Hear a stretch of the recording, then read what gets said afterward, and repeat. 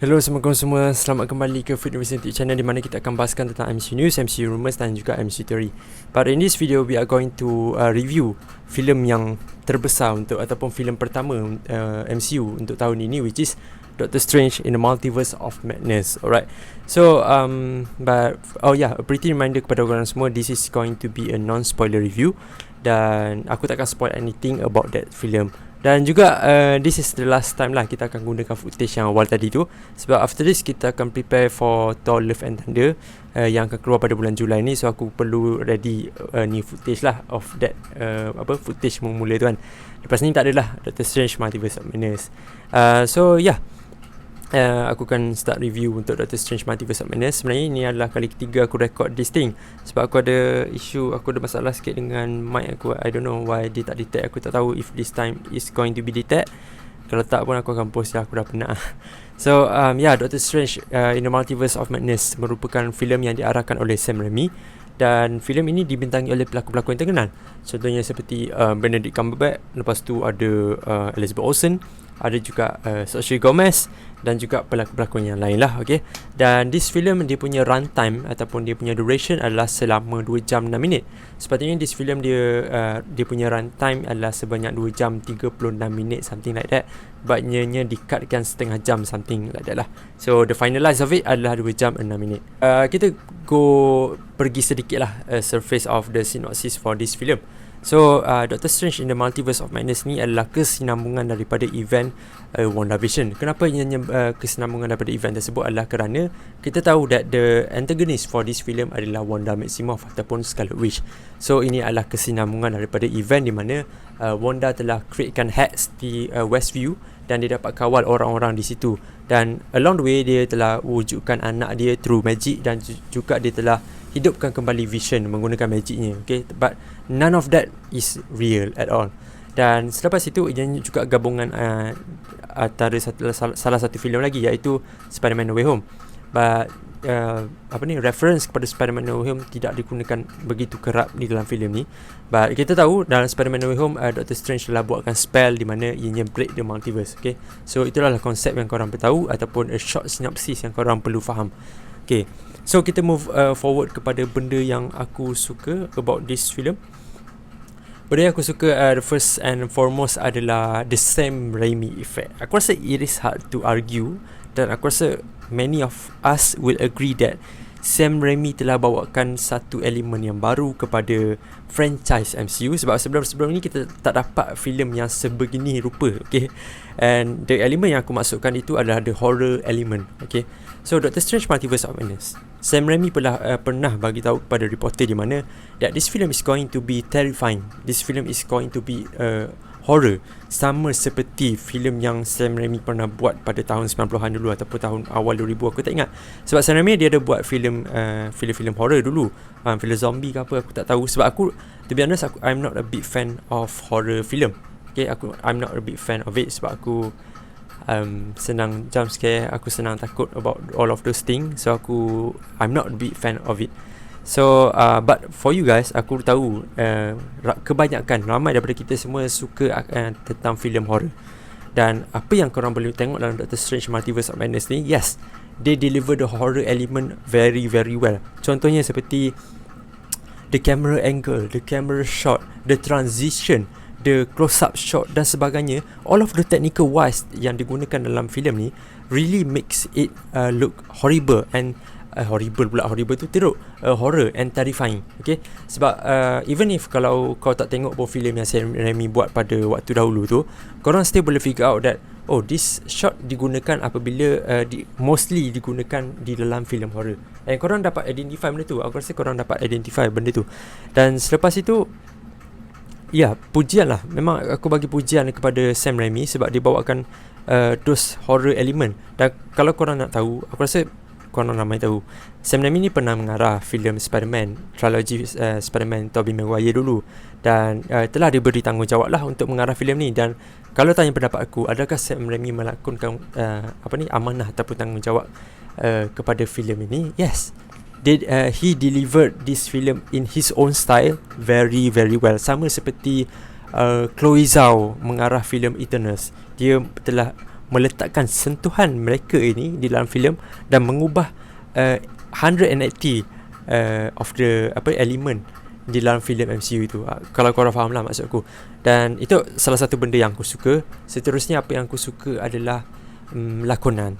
Of course sukar sekali untuk mengetepikan lakonan-lakonan daripada pelakon yang terkenal, which is Benedict Cumberbatch, Elizabeth Olsen, Selena Gomez dan lain-lain lagi. Okay, but first and foremost kita start dengan Doctor Strange ataupun Elizabeth Olsen.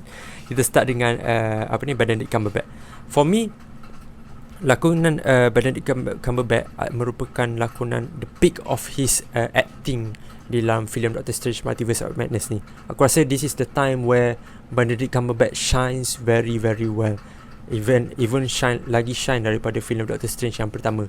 Okay, dan aku rasa aku have no doubt, aku tiada kesangsian ataupun keraguan tentang lakonan Benedict Cumberbatch. As kita lihat Benedict Cumberbatch ni more like a person that is born to be Doctor Strange. Sama seperti korang rasa Hugh Jackman born to be Logan and born to be Wolverine.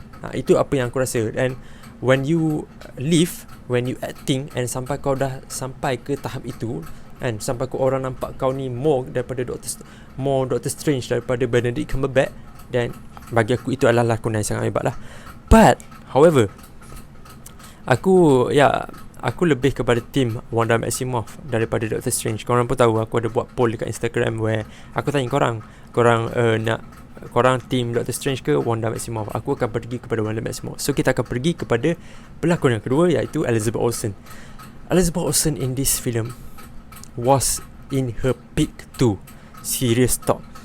Elizabeth Olsen ataupun Wanda Maximoff, kita dah engage dengan this character from Avengers Age of Ultron, and aku really surprised that aku tak sangka aku akan engage dengan this character really really close, sangat rapat, sehingga kan aku faham apa yang the struggle that she has been through. Okay, apa yang dia dah lalui selama ini.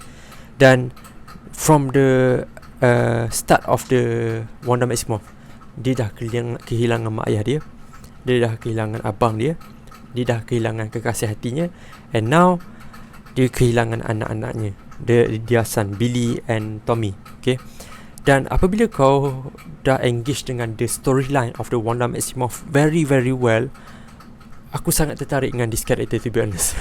Aku sangat tertarik dengan this character. And dalam the third act for this film, dalam Doctor Strange Multiverse of Madness ni kan, ada certain moment tu where aku terpaksa jujur lah benda ni, aku mengalirkan air mata aku, sebab aku fikir where Wanda has been through a lot, to be honest. Dan disebabkan moment tersebut, dia brings out the tears in me, dan aku mengalirkan air mata. Sebab dia dah melalui banyak benda kot. Kesedihan, the grief yang dia lalui itu sangat-sangat berat, to be honest. Dan aku faham kenapa dia react on that way. Dan pujianlah kepada Elizabeth Olsen sebab melakonkan watak sebagai, ataupun berjaya melakonkan watak sebagai Elizabeth sebagai Wanda Maximoff dengan sangat-sangat bagus. Kalau dia tak melakonkan watak dengan sangat bagus, aku takkan mengalirkan air mata aku. Aku takkan rasa this character has grown up in me. Okay, dan pujian kepada Elizabeth Olsen. Dan selepas itu Selena Gomez ataupun America Chavez merupakan karakter yang baru sebenarnya dalam MCU. Dan yes, a credit should be give to her itself, sebab dia berjaya melakonkan watak sebagai America Chavez, those kind of budak remaja yang sangat bagus. Dia dapatkan aku satu vibe sama seperti Peter Parker mula-mula dahulu masa nak masuk Avengers. Itu adalah impact yang samalah yang America Chavez akan bagi ataupun Selena Gomez akan bagi. Dan aku tak sabar untuk melihat dia in the future franchise of the MCU. So kita moving on kepada benda yang aku tak suka for this film. So literally sebelum aku masuk kepada hall, untuk melihat Doctor Strange ni, aku telah meletakkan zero expectation lah, di mana aku takkan expect that this cameo akan membuatkan penampilan dalam Doctor Strange ni ke, ataupun the plot itself dan sebagainya. Zero, okay. Sebab kita tahu, kita dah bincang banyak benda along the way. For the past 2 years ni, kita dah bincang banyak benda, right? But selepas aku habis melihat Doctor Strange, aku ada satu kesaksian aku ada satu kesaksian dalam diri aku why aku rasa filem ni tak, it's not one of the best film yang aku melihat, it's not one of the MCU film of all time yang aku lihat. Dan selepas tu aku diamkan diri aku dulu. Aku balik rumah. After that, one of my friend, Marvel friend, Amber Heard, dia DM aku and tanya aku about the perspective towards this film lah, towards this Doctor Strange Multiverse of Madness. And surprisingly, dia telah mengeluarkan rating yang sama seperti aku. Dan aku sangat surprised dan aku sangat berterima kasih that okay, I'm not the one who feel like this. Dan apabila dia bagi tahu dia punya point of view, and aku agree dengan statement yang dia bagi, dan itu menjelaskan kenapa aku rasa begini. Dan apa yang disampaikan itu adalah Multiverse of Madness adalah terlampau besar for this film. Okay, kenapa? In this Doctor Strange Multiverse of Madness film, yes indeed, they did touch about the multiverse concept, but bukan secara mendalam, not in depth, tapi more into the general knowledge ataupun general surfaces of the multiverse itself. Dan itu membuatkan aku tak suka about this film, sebab kita sudah dieksposkan tentang multiverse ni along the way, right? Bermula daripada Doctor Strange, di mana Doctor Strange yang pertama, di mana Ancient One bagi tahu kepada Doctor Strange di mana what are you in this world of the multiverse, and starting from that kita tahu about the multiverse. Lepas tu Infinity War, Endgame dan sebagainya kan. But shouldn't it be, bukankah sepatutnya in this film diorang providekan the multiverse concept really in depth, bukan menyentuh secara general surfaces. Sebab bila korang tengok Doctor Strange Multiverse of Madness ni, daripada first act, second act, third act, dia akan menyentuh a particle of the surfaces daripada multiverse. Dia hanya menyentuh surface saja. Dia tak pergi mendalam kepada multiverse sampai kau rasa macam nak pecah. Tak faham benda ni. Itu benda yang aku tak suka. Sebab kalau you want to make this multiverse dan kau hanya ingin menyentuh the general surfaces of it, then the Multiverse of Madness itself bukan a title that should be named like that. Sepatutnya it will be something like a knowledge of the multiverse, general of the multiverse ke apa-apa je lah. But Multiverse of Madness, the name itself, the title itself explain to us that audience dah tahu tentang general knowledge ataupun serba sedikit dah tahu tentang multiverse, dan mereka ingin tahu lebih dalam tentang multiverse. Dan in fact, for writer for this film, instead of Sam Raimi juga kan, Michael Waldron ataupun dia ni writer juga kepada Rick and Morty dan juga Loki. Dia juga writer juga dalam Doctor Strange Multiverse of Madness ni, dan aku tak sangka that dia tak menyentuh the multiverse concept tu dengan mendalam. Thing where aku rasa apabila dia tak gunakan kelebihan yang dia ada dengan the title of the Multiverse of Madness, ini sangat rugilah. Sangat-sangat rugi. Sebabnya this film kita dah tunggu 2 tahun lepas sejak WandaVision. Kita dah expect where this film is going to be blown up. Kita akan blown up dengan the concept of the multiverse. Maybe this character will be appear ataupun dia akan travel through multiverse and go in depth about that universe ke dan sebagainya. Tapi this is not. Aku tak tahu, maybe aku je yang rasa benda ni. Leave your comment down below apa pendapat korang about this thing. And second thing yang aku tak suka adalah about the installment of the Disney Plus series. Okay, aku terpaksa agree dengan the fans, the audience yang mengatakan that this film, apabila kau nak tengok Doctor Strange Multiverse of Madness, kau tak perlu melihat any kind of series. Aku terpaksa agree dengan benda tu, and it is really painful to be honest.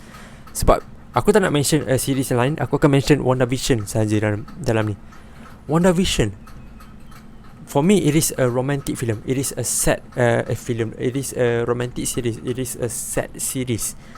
Dan apabila orang tak melihat series tersebut, dan dan juga at the same time dia faham apa yang terjadi dalam Doctor Strange Multiverse of Madness, aku merasakan that it is kind of wasteful yang kau dah invest $1 million ataupun $1,000, I don't know, to make this series, tapi it is not worth it for the fans yang melihat series tersebut.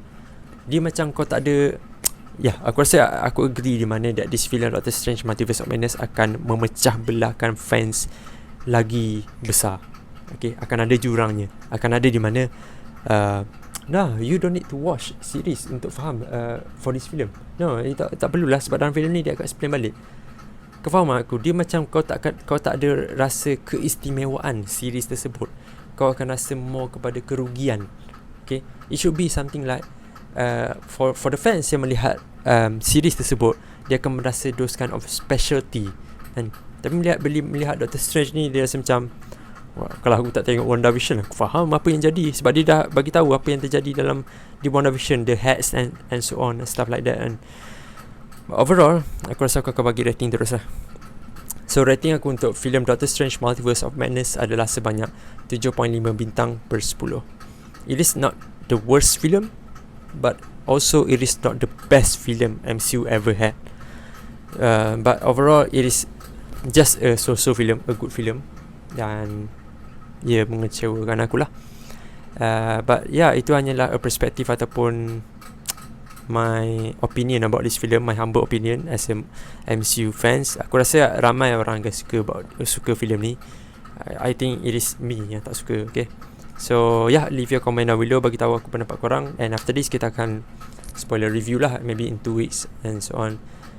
Okay, so kita jumpa lagi di video yang akan datang. Aku harap korang jangan dengar cakap aku, korang pergi tengok Doctor Strange sendiri dan bagi tahu opinion korang about this film. Okay, so kita jumpa lagi di video akan datang. Assalamualaikum dan bye bye.